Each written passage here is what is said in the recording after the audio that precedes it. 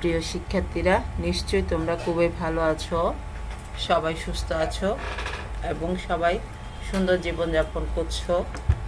যেহেতু তোমাদের এখনো পর্যন্ত স্কুল বন্ধ রয়েছে, সেজন্য অর্থাৎ এসএসসি পরীক্ষার্থীদের ও নবম ও দশম শ্রেণীর জন্য আমার এই ক্লাসটি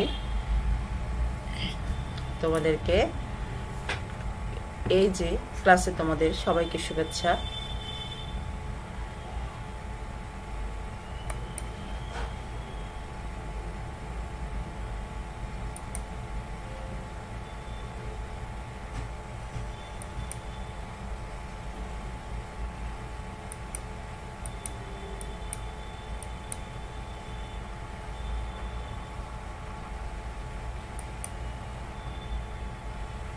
আমি তোমাদের আগ্রাবাদ বালিকা বিদ্যালয়ে সহকারী শিক্ষক সুকন্যা চৌধুরী।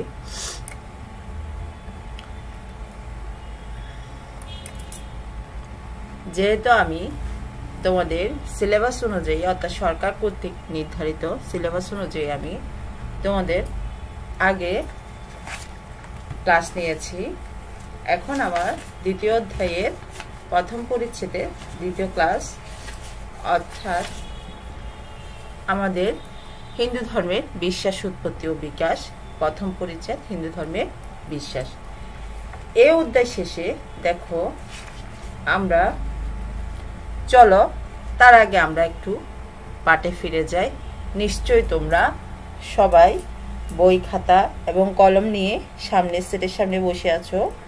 অবশ্যই তোমাদের জন্য ক্লাসগুলো খুবই গুরুত্বপূর্ণ, সেহেতু তোমরা নিয়মিত ক্লাসগুলো দেখবে। আমার কিছুদিন ক্লাসগুলো গ্যাপ হয়েছে, আমি একটু অসুস্থ ছিলাম, সেজন্য এখন আমি মূল পাঠে ফিরে যাচ্ছি। গত ক্লাসে আমি তোমাদেরকে প্রথম থেকে অর্থাৎ এখানে একেশ্বরবাদ থেকে তোমাদের সাথে সন্ন্যাস পর্যন্ত আলোচনা করেছিলাম। এখন আমি তোমাদেরকে এর পরবর্তী যে স্টেপগুলো আছে সেগুলো একটা একটা করে আলোচনা করার চেষ্টা করব। দেখো এই অধ্যায় শেষে আমরা কি কি করতে পারবো। যোগের ধারণা তোমরা নিশ্চয়ই ব্যাখ্যা করতে পারবে, কর্ম, জ্ঞান ও ভক্তি যোগের ধারণা ব্যাখ্যা করতে পারবে, ধর্মবোধ জাগ্রত হবে এবং ধর্মচারণে কি হবে, উদ্বুদ্ধ হবে।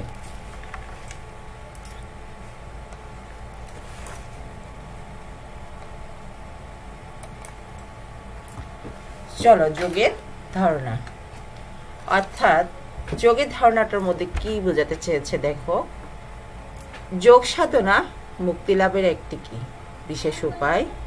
যোগ শব্দটি সাধারণভাবে সংযোগ অর্থই ব্যক্ত করে। একের সঙ্গে অপরের সংযোগকে সংক্ষেপে কি বলা হয়, যোগ বলা হয়। অর্থাৎ আমরা এখন যোগ কাকে বলে সেটা একটু পড়েছি এবং তোমরা যোগ কি সেটা জানছো। এখন দেখো কিন্তু সাধন ক্ষেত্রে এই যোগের অর্থ আরো গভীরে নিহিত। জীবাত্মার সঙ্গে পরমাত্মার সংযোগই যোগ সাধনা। অর্থাৎ যোগ সাধনাটা নিশ্চয়ই তোমরা এখন বুঝতে পেরেছ। যোগ শাস্ত্রে শ্রীমদ্ ভগবদ গীতায় এবং পতঞ্জলির দেখো যোগ দর্শনে বলা হয়েছে যোগ চিত্তবৃত্তি নিরোধ। অর্থাৎ চিত্তবৃত্তি নিরোধকে যোগ বলা হয়।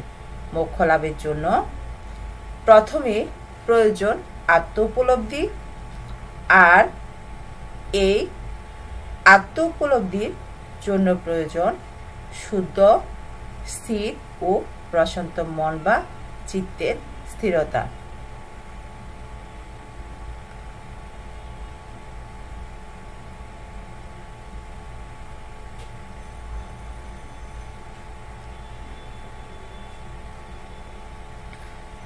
মনকে শুদ্ধ ও শান্ত করার জন্য যোগ দর্শনে 8 প্রকার সাধন প্রক্রিয়ার কথা বলা হয়েছে।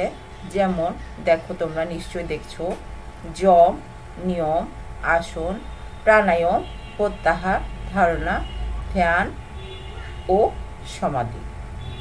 এই 8 প্রকার যোগাঙ্গ দেখো অনুশীলন করে একজন যোগী কি করে মুক্তি লাভ করতে পারেন।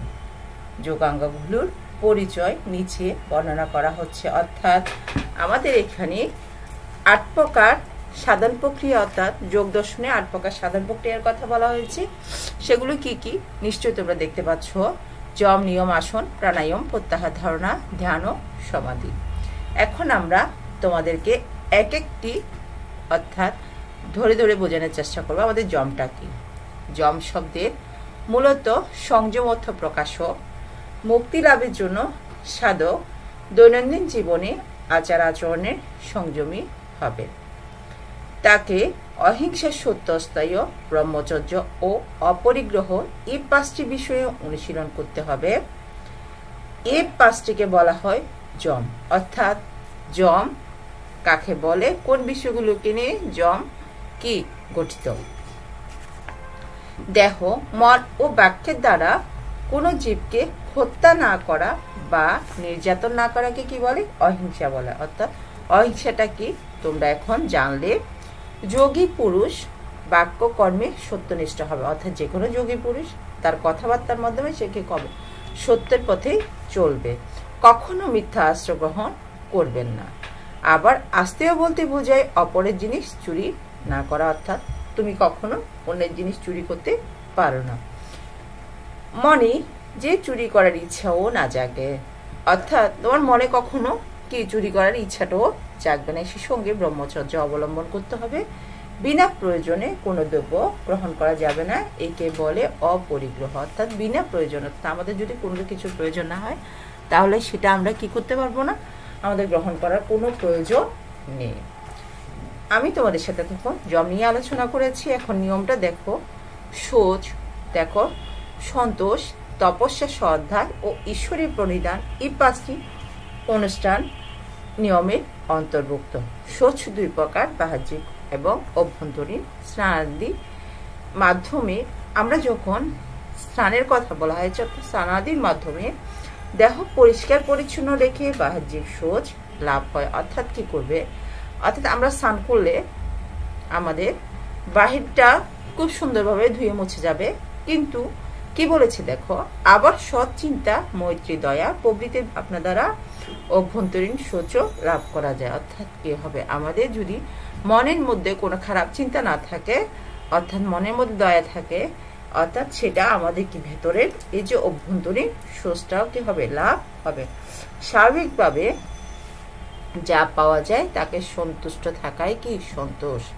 অর্থাৎ তুমি যা পেয়েছো সেটা নিয়ে তোমাকে কি করতে বলছে, সন্তুষ্ট থাকতে বলেছে। আবার শ্রদ্ধার সঙ্গে শাস্ত্র নির্ধারিত ব্রত উদযাপন করাকে বলে তপস্যা।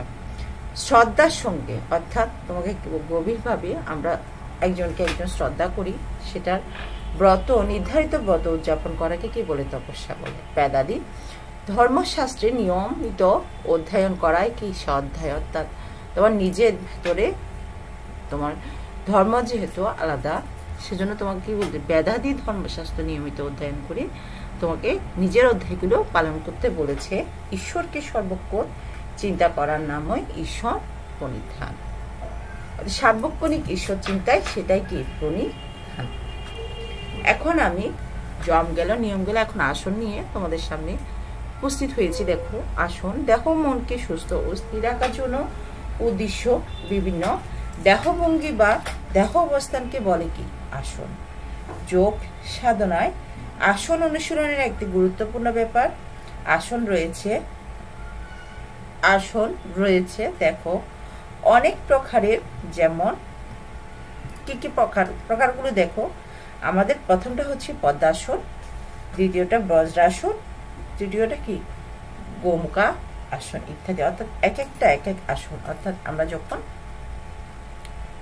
ধ্যানে বসি এক এক রকমের আসনের কথা আমরা জানি।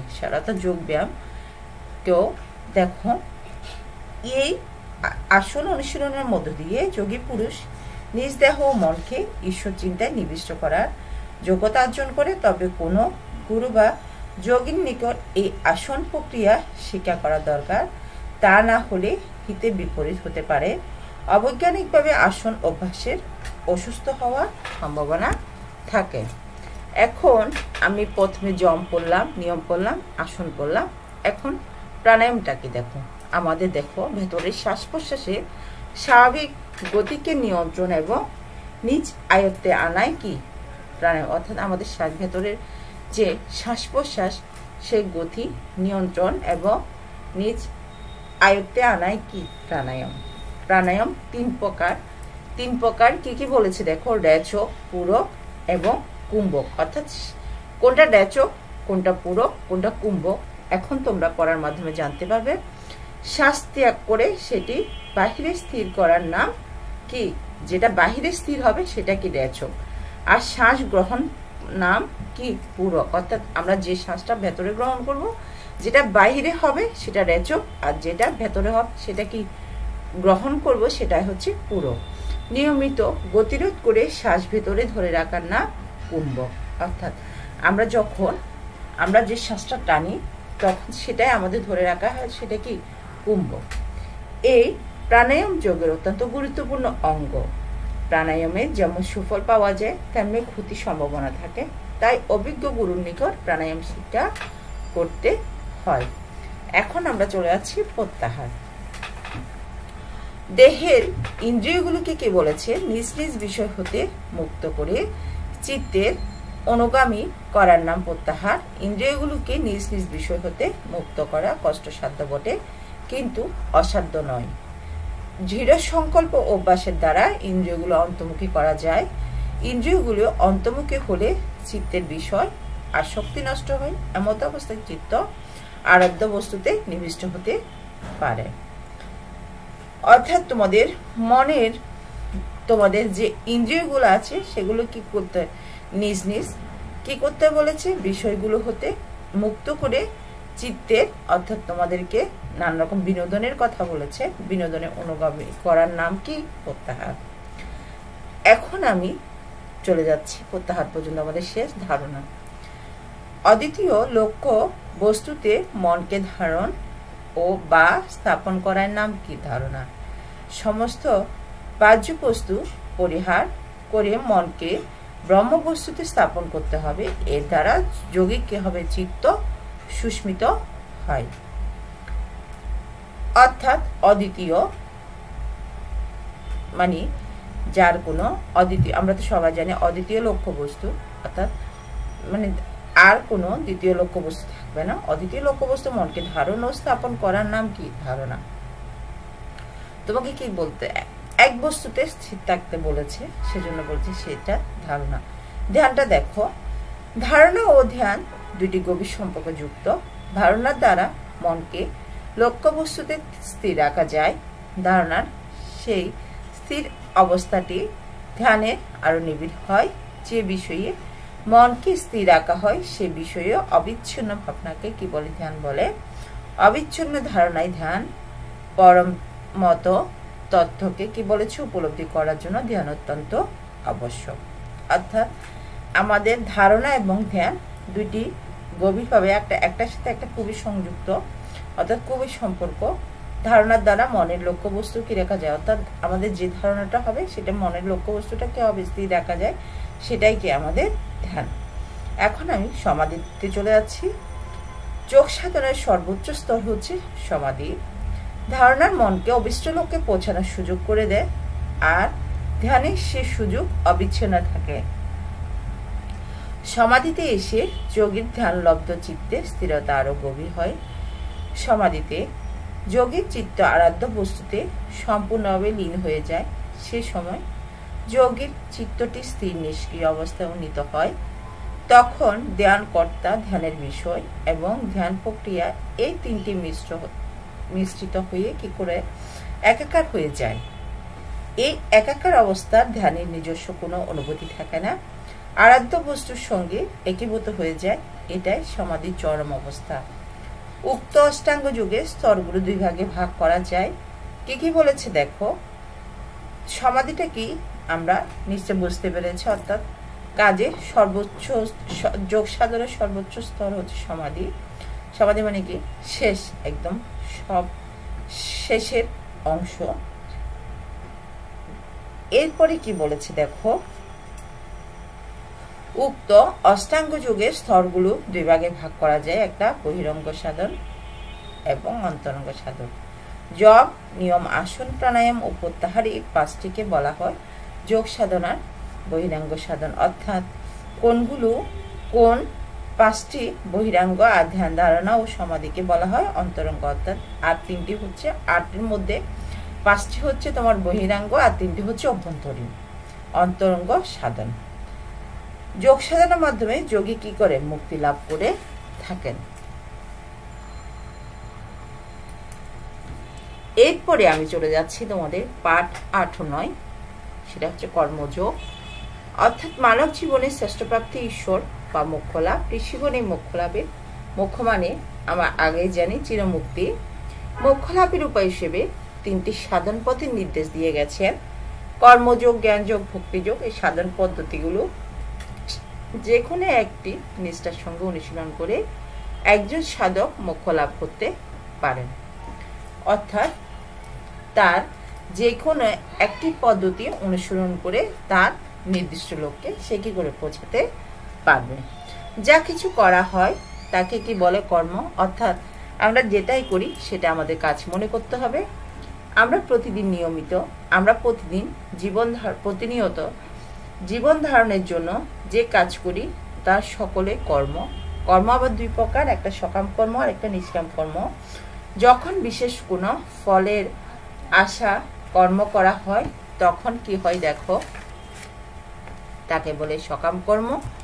অর্থাৎ কি বলেছি দেখো, যখন বিশেষ কোনো ফলের আশা কর্ম, অর্থাৎ আমরা কি করব, এই কাজটি করব কিন্তু তার ফলও আমাকে কি করতে পেতে হবে, সেটাই কি সকাম কর্ম, অর্থাৎ কামনা বাসনা যুক্ত কর্ম। এই কর্মে কর্মকর্তার কর্তৃত্বের অভিমান থাকে, ফলাকাঙ্ক্ষা থাকে, অর্থাৎ কি করবে, কাজটা আমি করছি, আমি আরেকবারে বলেছি কাজটা আমি করছি, তার একটি ফলের আশা আমরা করি। এমন বোধ হয় আমি কর্ম করছি, আমি কর্মের কর্তা, কর্মের ফলও আমি ভোগ করব, কিন্তু নিষ্কাম কর্ম ভিন্ন রকম।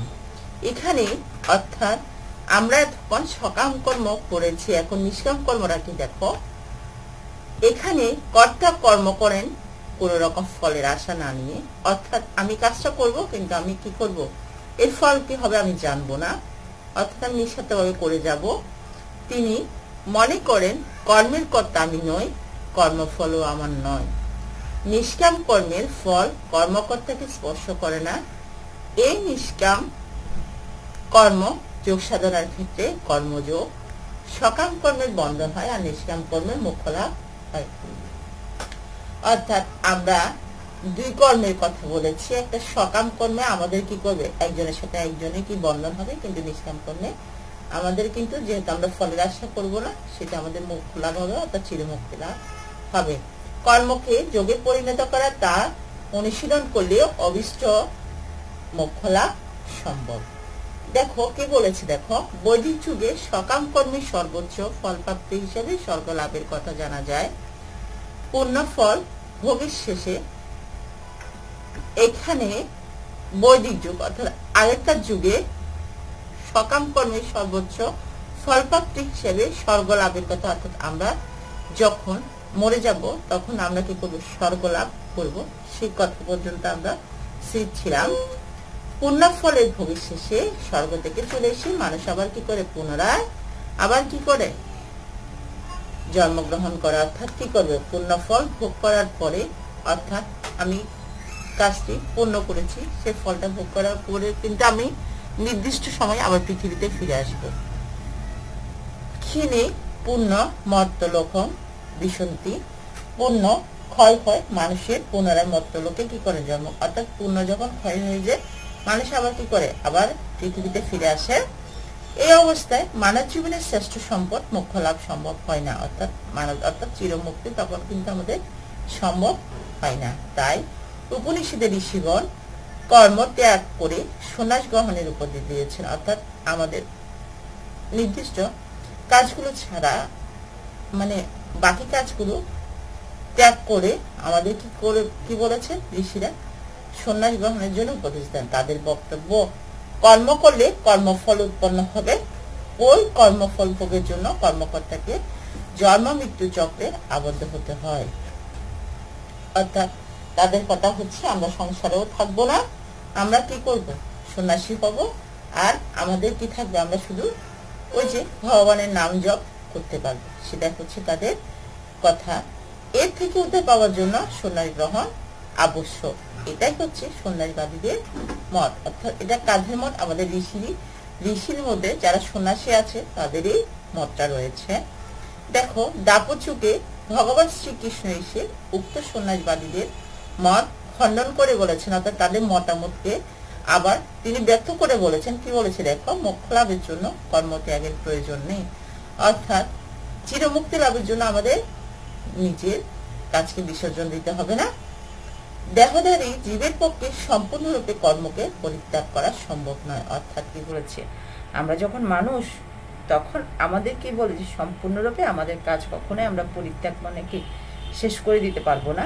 যারা মুক্তি লাভের প্রত্যাশায় জাগতিক কর্মকাণ্ড ত্যাগ করেন তারা কিন্তু আধ্যাত্মিক কর্ম অনুশীলন করতে থাকেন। অর্থাৎ কি বলেছে দেখ, যারা সংসার কর্ম ত্যাগ করে তারা কিন্তু আধ্যাত্মিক কর্মই অর্থাৎ কি করে ঈশ্বরকে পাওয়ার জন্য সেই কর্ম ও করে থাকেন। মুক্তি লাভের সোপান হিসেবে সংযম, নিয়ম, আসন ইত্যাদি অষ্টাঙ্গ যোগের অনুশীলন করেন। ব্রহ্মজ্ঞান লাভের জন্য শ্রবণ, মনন, আসন প্রভৃতি কর্ম তাদের চলতে থাকে।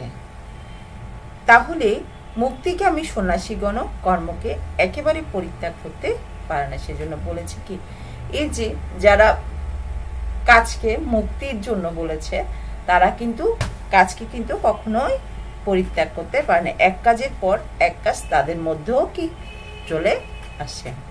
কর্মজীবন অর্থাৎ কাজে আমাদের কিন্তু নির্দিষ্ট জীবন ধারণের জন্য কর্ম করতে হয়। তবে এই আবশ্যিক কর্মের মাধ্যমে মানুষ মুক্তি লাভ করতে পারে না। কর্মকে যোগে বা নিষ্কাম কর্মে পরিণত করতে হবে।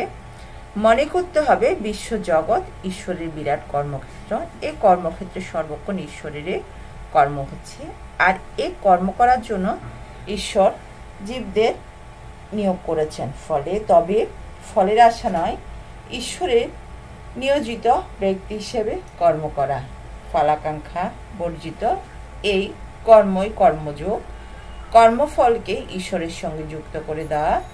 শ্রীমদ্ ভগবদ গীতায় ভগবান শ্রীকৃষ্ণ বলেছেন, কর্ম ন বাদিকারস্তে মা ফলেষু কদাচন মা কর্মফল হেতু ভূমা তে সঙ্গহস্ত কর্মাণি। অর্থাৎ কি বলেছে দেখো, কর্মে তব অধিকার, ফলে কবু নয়। ফলাশক্তি ত্যাগ করো, কর্ম ত্যায্য নয়। কর্মযোগের নির্দেশ হচ্ছে দেখো, কর্মযোগের নির্দেশটা কি রয়েছে দেখো, কর্মফল যেন তোমার কর্ম প্রবৃত্তির কি হেতু না হয়, কর্মত্যাগেরও যেন তোমার প্রবৃত্তি না হয়। অর্থাৎ এক একটা পয়েন্ট এক একভাবে এখানে উপস্থাপন করেছে। কর্মকর্তাকে কর্মফল ঈশ্বরের সমর্পণ করতে হবে। আমি কর্ম করছি এর অনুভূতি থাকতে হবে, অনুভূতি থাকবে না। প্রত্যেককে নিজ নিজ কর্ম অবশ্যই নিষ্পন্ন করতে হয়। তাদের কাজটা এখানে কি বলেছে দেখো, কর্মকর্তাদের কর্মফল ঈশ্বরের পায়ের নিচে কি করতে বলেছে, তোমাদেরকে সমর্পণ করতে বলেছে। আমি কর্ম করছি এরূপ অনুভূতি আমার কিন্তু থাকবে না। অর্থাৎ আমার নিজের মধ্যে আমি কাজটা করছি আমার কিন্তু কখনো থাকতে পারবে না। প্রত্যেককে নিজ নিজ কর্মে অবশ্যই নিষ্পন্ন করতে হবে, অর্থাৎ তার কাজটি অবশ্যই শেষ করতে হবে। ফলের আশা ত্যাগ করে, অর্থাৎ আমি যে কাজটা করব সে আশাটা কিন্তু আমি ফলটা লাভ করব সেটা ত্যাগ করে করতে বলেছে তোমাকে। এইরূপ কর্মে কর্মকর্তা অন্তরে অনাবিল আনন্দ লাভ করা। অর্থাৎ তখনই তুমি কি করবে, তোমার মনের খুব একটা সুন্দর আনন্দ তুমি লাভ করবে। তখন ভগবানের প্রতি ভক্তির উদয় হয় এবং এভাবে কর্ম অনুশীলন করতে করতে ঈশ্বর অনুগ্রহে মানুষের মুক্তি লাভ হবে। অর্থাৎ এইভাবে কাজ করতে করতে ঈশ্বরের সান্নিধ্য তুমি কি করবে, লাভ করবে এবং তোমার নিজেরই চিরমুক্তি ঘটবে। এরপরে চলে যা আমরা জ্ঞান যোগটা কি দেখি একটু। মোক্ষ লাভের অন্যতম উপায় হচ্ছে জ্ঞান যোগ। জ্ঞানের অনুশীলন দ্বারা পরম সত্তায় উপনীত হওয়ার পদ্ধতি জ্ঞান যোগ। শাস্ত্রে আত্মতত্ত্ব ও পরমাত্ম তত্ত্ব জানাকে জ্ঞান বলা হয়েছে। আর জ্ঞানের পথে স্রষ্টাকে জানার যে সাধনা তাকে কি বলে? জ্ঞান যোগ। অর্থাৎ জ্ঞান যোগটা কি, জ্ঞান যোগ কাকে বলে তা আমরা জেনেছি। জ্ঞানী জগৎ ও জীবের প্রকৃতি ও পরিণতি জেনে সৃষ্টির উদ্দেশ্য স্রষ্টাকে অন্তরে অনুভব করেন। তিনি উপলব্ধি করেন তার নিজের মধ্যে এবং বিশ্বের সকল প্রাণীর মধ্যে একই চেতনা কি করছে? অবস্থান করছে। জগতের সবকিছু সেই পরম চৈতন্যের দ্বারা চৈতন্যময়। এই চৈতন্যই আত্মা বা জীবাত্মা। অর্থাৎ কি বলেছে এখানে দেখো, জ্ঞানের প্রতি স্রষ্টাকে জানার যে সাধনা তাকে জ্ঞান যোগ বলে। যে সাধন পদ্ধতি সেটাই জ্ঞান যোগ। অর্থাৎ যে ব্যক্তি নিজেকে উপলব্ধি করবে যে তার নিজের মধ্যে এবং বিশ্বের সকল প্রাণীর মধ্যে একই চেতনার অবস্থান করছে, জগতের সবকিছু সে পরম চৈতন্য দ্বারা চৈতন্যময়, অর্থাৎ সে নিজেকে সে চৈতন্যময়ে অনুসরণ করবে। এই চৈতন্যই আত্মা বা জীবাত্মা। জ্ঞানী আরো একজন জ্ঞানী কিভাবে উপলব্ধি করছে জ্ঞান যোগটা দেখো। একজন জ্ঞানী আরো উপলব্ধি করেন যে প্রত্যেক জীবের মধ্যে যে জীবাত্মা রয়েছে তা বিশ্ব আত্মা বা পরমাত্মা। জ্ঞানীর দৃষ্টিতে পরমাত্মার অবস্থা ধরা পড়ে বিশ্ব চরাচরের মধ্যে। তবে সাধারণ মানুষের দৃষ্টিতে সে পরম তত্ত্ব ধরা পড়ে না। কারণ হিসেবে বলা হয়েছে ঈশ্বরের মায়া শক্তির দ্বারা জীব আচ্ছন্ন থাকে। তার নিকট আত্মতত্ত্ব বা পরম তত্ত্ব কি হয়? প্রকাশিত হয় না। তবে ঈশ্বর অনুগ্রহে যখন মায়ার প্রভাব কেটে যায় তখন জীব আত্মতত্ত্বজ্ঞ এবং ব্রহ্মজ্ঞ হতে পারে। অর্থাৎ নিজে নিজে অনুভব করতে পারবে এবং ব্রহ্মজ্ঞান তখনই লাভ করবে। এভাবে তার সর্বত্রই সমবুদ্ধির জন্মে বাসনা শুদ্ধ হয়, সুন্দর হয় তার আচরণ। তখন সাধকের অহংকার থাকে না, হিংসা থাকে না, গুরু সেবা, দেহ মনে পবিত্র থাকা, জ্ঞানের বিষয়ে জানার আগ্রহ, ক্ষমা, এই সকল গুণ তার মধ্যে কি হয়? প্রকাশ পায়। অর্থাৎ এক এক সময় তার মধ্যে কি হয়? আস্তে আস্তে সেই জ্ঞানের মধ্যে কি হয়? প্রকাশ পায়। শ্রীমদ্ ভগবদ গীতায় ৪র্থ অধ্যায়ে অর্থাৎ ৪ নং অধ্যায়ে কি বলেছে দেখো। ৪র্থ অধ্যায়ে জ্ঞানীর ২০টি লক্ষণের উল্লেখ রয়েছে। নিশ্চয়ই তোমরা গীতা পড়েছ এবং দেখো সেখানে কি রয়েছে। জ্ঞানী কর্মতত্ত্ব উপলব্ধি করে থাকেন, তাই তার কর্ম হয় নিষ্কাম। অর্থাৎ তার কোনো ফলের আকাঙ্ক্ষা থাকবে না, সে নিঃস্বার্থভাবে কাজটি করেই যাবে। শ্রীমদ্ ভগবদ গীতায় জ্ঞান যুগের অধ্যায়ে কর্মতত্ত্ব সম্বন্ধে 3টি কথা রয়েছে। কর্ম, অকর্ম ও বিকর্ম। অর্থাৎ 3 ভাগে ভাগ করেছে। একটা কাজ, একটা অকাজ এবং একটা বিকর্ম অর্থাৎ বিকাজ। এখানেই শাস্ত্রবিহিত যে সকল কর্ম করতে হয় সেগুলোকে কি বলে? কর্ম অর্থাৎ কাজ। শাস্ত্রবিহিত অর্থাৎ শাস্ত্রে নাই সেগুলো আমাদের কাজ। আর যে শাস্ত্র নিষিদ্ধ সেগুলো হচ্ছে বিকর্ম, অর্থাৎ যেগুলো শাস্ত্রের বাইরে, যেগুলো শাস্ত্রের সাথে যোগ হয় না, যেগুলো শাস্ত্রে করতে নিষেধ করেছে সেটাই হচ্ছে তোমার কি? বিকর্ম।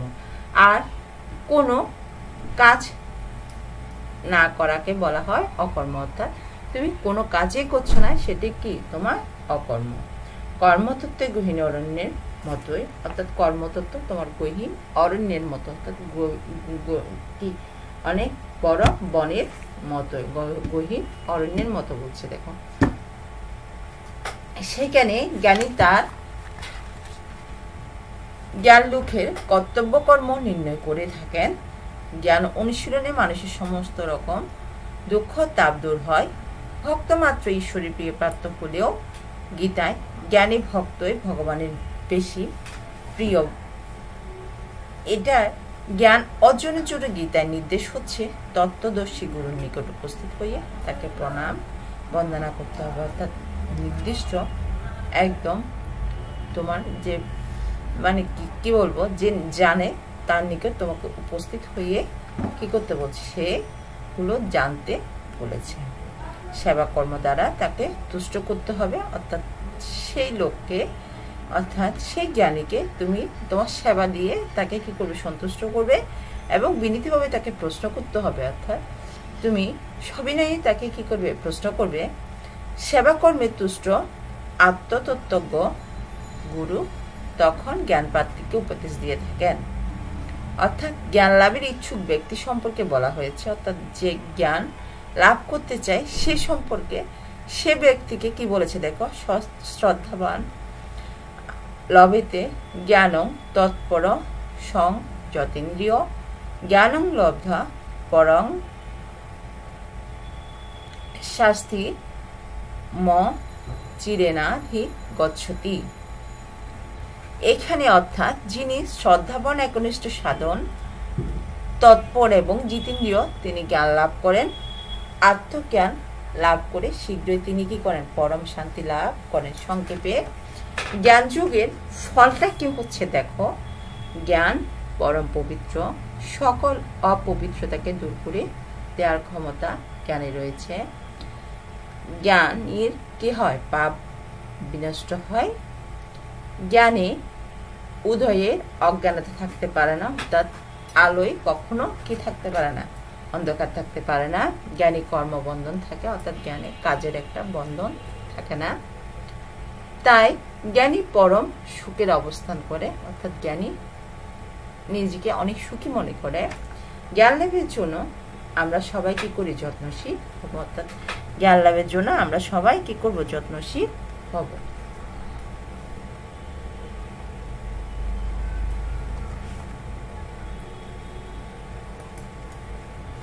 এরপরে আমরা চলে যাচ্ছি তোমাদের পাঠ 12 ও 13 ভক্তি যুগে। ভক্তিকে অবলম্বন করে যে ঈশ্বর আরাধনা তাকে কি বলে, ভক্তি যোগ বলে। ভক্তিকে অবলম্বন করে ভগবানের সঙ্গে যোগসূত্র রচনা করাই কি, ভক্তি যোগ। ভক্তির অশেষ শক্তি, ভক্তিতে কি মুক্তি।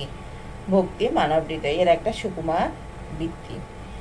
অর্থাৎ কি বলেছে দেখো, ভক্তি অবলম্বন করি আমরা ঈশ্বরকে কি করি, ডাকি, অর্থাৎ ঈশ্বরের আরাধনা করি এবং ভগবানের সঙ্গে একবার নিজের মনে একটা যোগসূত্র কি করি, রচনা করি এবং তাতে আমাদের কি, আমরা মনে মনে শান্তি পাই।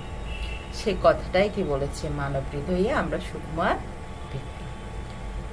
নারদীয় ভক্তি সূত্রে বলা হয়েছে ভগবানের ঐকান্তিক প্রেম বা ভালোবাসাকে কি বলে, ভক্তি বলে। ঈশ্বরের প্রতি প্রেম ভাবকে ভক্তি বলে।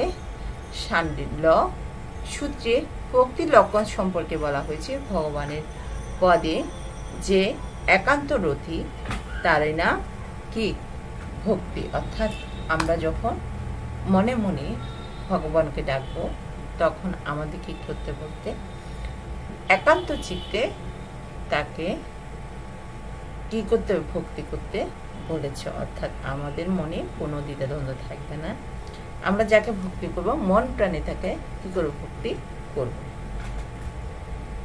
শ্রীমদ্ ভগবদ গীতা 12 অধ্যায়ে নাম কি যোগ, ভক্তি যোগ আমরা সবাই জানি। এর আগে কর্মজ্ঞানের কথা, ভগবানের বিভূতি ও বিশ্বরূপের পরিচয় পাওয়া গেছে। অর্জুন ভগবান শ্রীকৃষ্ণের বক্তব্যের মধ্য দিয়ে সগুণ ঈশ্বর, নির্গুণ ঈশ্বর সম্বন্ধে কি করেছেন, জেনেছেন। অর্থাৎ কোনটা সগুণ কোনটা নির্গুণ সে সম্পর্কে ভগবান কি করছেন, শ্রীকৃষ্ণ কিন্তু তার বক্তব্যে সুন্দরভাবে উপস্থাপন করেছেন। 12 অধ্যায়ের শুরুতে ঈশ্বরের মনে প্রশ্ন জেগেছে, কি জেগেছে দেখো, নির্গুণ নির্বিশেষ অরূপ ব্রহ্মের সাধনা আর ব্যক্ত ঈশ্বরকে সাকারূপে আরাধনা করার মধ্যে কোনটি উত্তম পথ, অর্থাৎ কোনটা ভালো পথ সেটার কথা বলছে। উত্তরে ভগবান কি উত্তর দিয়েছে দেখো, উত্তরে ভগবান বলেছেন সাধনার উভয় পথে কি আছে, ক্লেশ আছে। অর্থাৎ তোমার সাধনার উভয় পথে কিন্তু তোমার কি আছে, কি ক্লেশ মানে কি, তোমার ঝগড়া আছে। তবে অব্যক্ত ব্রহ্মচিত্ত ছে সর্বগুণ মূর্তিমান সাকার ঈশ্বরের আরাধনা করা অপেক্ষাকৃত সহজ।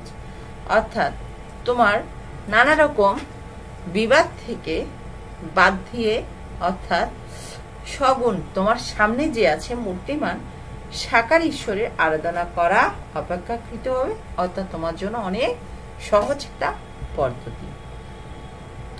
ঈশ্বরকে যারা সাকারের গুণময় রূপে আরাধনা করেন তারই মূলত ভক্তির পথে সাধক। ভক্তিকে অবলম্বন করে যিনি সাধনা করেন তিনি ভক্ত। অর্থাৎ ভক্ত সম্বন্ধে গীতায় বলেছেন যে ব্যক্তি আসক্তি, ভয় ও ক্রোধ ত্যাগ করে ঈশ্বরের শরণাপন্ন হন। অর্থাৎ কি বলেছে, যে ব্যক্তি নিজের আসক্তি, মনের সবকিছু ভয় ও ক্রোধ ত্যাগ করে, অর্থাৎ আমাদের মনে মনে যে আকাঙ্ক্ষাটা, যে ভয়টা, যে নিজের প্রতি ক্রোধ মানে খারাপ একটা আচরণ, সেটা ত্যাগ করে ঈশ্বরের শরণাপন্ন হন, তিনি ভগবত ভাব কি করেন, লাভ করেন। অর্থাৎ তার পাপ তাপ দুঃখ বেদনা থাকে না। ভক্তির মাধ্যমে ভক্ত ভগবানের অনুগ্রহ পেয়ে থাকেন। ভগবানের শ্রীচরণে আত্মসমর্পণে ভক্তি যোগের প্রধান কথা। তবে মনে রাখা প্রয়োজন, এই ভক্তির মূলে থাকবে কি গভীর বিশ্বাস, ঈশ্বর সর্বশক্তিমান, তিনি করুণাময়, তিনি ভক্ত বাঞ্ছা কল্প তরু। এরপরে গীতায় বহুবিধ সাধন পদের উল্লেখ রয়েছে। সেই সকল পদে সাধনা নিষ্ঠা থাকলে ঈশ্বরের করুণা লাভ করা যায়। তবে কর্মযোগে বা জ্ঞান যুগে যে পথের সাধক হোক না কেন, সকল পথে ঈশ্বরের অনুগ্রহ লাভ করা সম্ভব। গীতায় ভগবান শ্রীকৃষ্ণ বলেছেন যে যথা মাং প্রপদ্যন্তে ততস্তৈব ভজামহ মম বর্তানুবর্তন্তে মনুষ্যপার্থ সর্বস্ব হে পার্থ। অর্থাৎ এই দুই লাইনের অর্থটা কি দেখো, হে পার্থ, যে আমাকে যেভাবে উপাসনা করে, অর্থাৎ আমি কি করি তাকে সেভাবেই তুষ্ট করি। মানবগণ সকল প্রকারে আমার পথ অনুসরণ করে, অর্থাৎ মানবগণ যে পথে অনুসরণ করুক না কেন সকল পথে আমাদের পৌঁছাতে পারে। অর্থাৎ তুমি যেভাবে আমাকে ডাকো না কেন সকল পথ দিয়ে কিন্তু আমি তোমার সামনে হাজির হব এবং তোমার নিকট পৌঁছে যাব। ভক্তিযোগের ভক্তের চিত্তে ভগবানের অশেষ করুণা ও সর্বশক্তিমত্তায় থাকে গভীর বিশ্বাস। এই বিশ্বাস অবলম্বন করে ভক্ত ভগবানকে একমাত্র কি করেছে, আশ্রয়স্থল মনে করেন, ভগবান একমাত্র গতি। এই অনুভূতি নিয়ে ভগবান আত্মসমর্পণে ভক্তি মার্গের প্রধান ভাব। অর্থাৎ ভগবানের শরণাগতি বা আত্মসমর্পণের ভক্তিযোগের সার কথা। অর্থাৎ ভগবানকে একমাত্রই প্রাণপণে ঢাকা হচ্ছে ভক্তিযুগের একটা সার কথা, অর্থাৎ শেষ কথা। আমরা এই চ্যাপ্টারটা তোমাদের শেষ করলাম। প্রথম অধ্যায়, প্রথম পরিচ্ছেদ। নিশ্চয়ই তোমরা প্রথম থেকে শেষ পর্যন্ত বাসায় পড়বে এবং সেটা পড়ে পড়ে আরেকটু বোঝার চেষ্টা করবে, তাহলে তোমাদের কি পড়াটা ক্লিয়ার হয়ে যাবে।